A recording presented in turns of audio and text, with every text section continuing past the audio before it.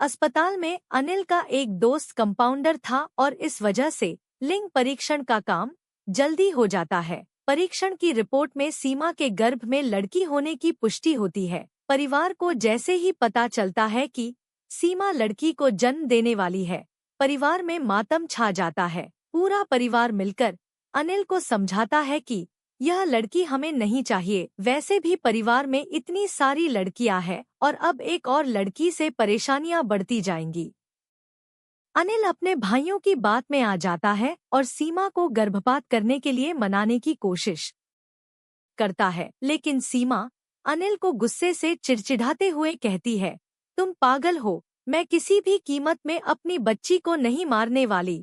सीमा और अनिल के बीच इस बात को लेकर कई दिनों तक झगड़ा चलता है। एक दिन सीमा अचानक अपने कमरे में बेहोश हो जाती है। अनिल उसे उठाने की कोशिश करता है, लेकिन जब उसे होश नहीं आता तो वह उसे अस्पताल ले जाता है और इलाज के बहाने अपने दोस्त के साथ मिलकर सीमा का गर्भपात करवा देता है। और जैसे ही सीमा होश में आती है तो उसकी दुनिया उजड़ चुकी होती है। सीमा को पता चल जाता है कि उसकी बच्ची अब इस दुनिया में नहीं रही। सीमा टूट जाती है। उसके परिवार वालों ने ही उसकी मासूम बच्ची छीन ली। सीमा बहुत दुखी थी और उसका गुस्सा बढ़ता ही जा रहा था। अचानक वह अस्पताल के कमरे में चादर से फांसी लगा लेती है और कुछ ही पलों के अंदर सीमा की धड़कनें बंद हो जाती है। सीमा के परिवार को जैसे ही पता चलता है कि सीमा ने अस्पताल में आत्महत्या कर ली है, सभी भागते हुए अस्पताल पहुंच जाते हैं।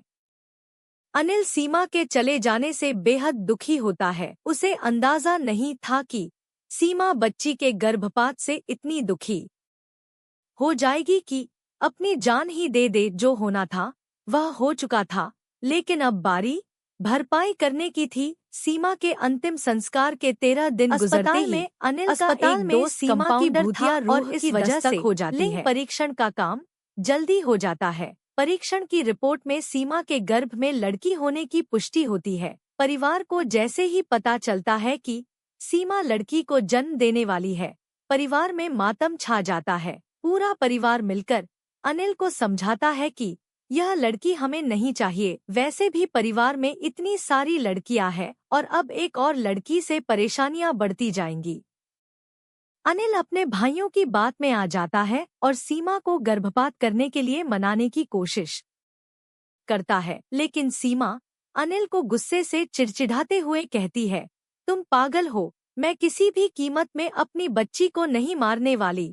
सीमा और अनिल के बीच इस बात को लेकर कई दिनों तक झगड़ा चलता है। एक दिन सीमा अचानक अपने कमरे में बेहोश हो जाती है। अनिल उसे उठाने की कोशिश करता है, लेकिन जब उसे होश नहीं आता तो वह उसे अस्पताल ले जाता है और इलाज के बहाने अपने दोस्त के साथ मिलकर सीमा का गर्भपात करवा देता है। और जैसे ही सीमा होश में आती है तो उसकी दुनिया उजड़ चुकी होती है। सीमा को पता चल जाता है कि उसकी बच्ची अब इस दुनिया में नहीं रही। सीमा टूट जाती है। उसके परिवार वालों ने ही उसकी मासूम बच्ची छीन ली। सीमा बहुत दुखी थी और उसका गुस्सा बढ़ता ही जा रहा था। अचानक वह अस्पताल के कमरे में चादर से फांसी लगा लेती है और कुछ ही पलों के अंदर सीमा की धड़कनें बंद हो जाती है। सीमा के परिवार को जैसे ही पता चलता है कि सीमा ने अस्पताल में आत्महत्या कर ली है, सभी भागते हुए अस्पताल पहुंच जाते हैं। अनिल सीमा के चले जाने से बेहद दुखी होता है। उसे अंदाजा नहीं था कि सीमा बच्ची के गर्भपात से इतनी दुखी हो जाएगी कि अपनी जान ही दे दे। जो होना था वह हो चुका था, लेकिन अब बारी भरपाई करने की थी। सीमा के अंतिम संस्कार के 13 दिन गुजरते ही अस्पताल में सीमा की भूतिया रूह की दस्तक हो जाती है।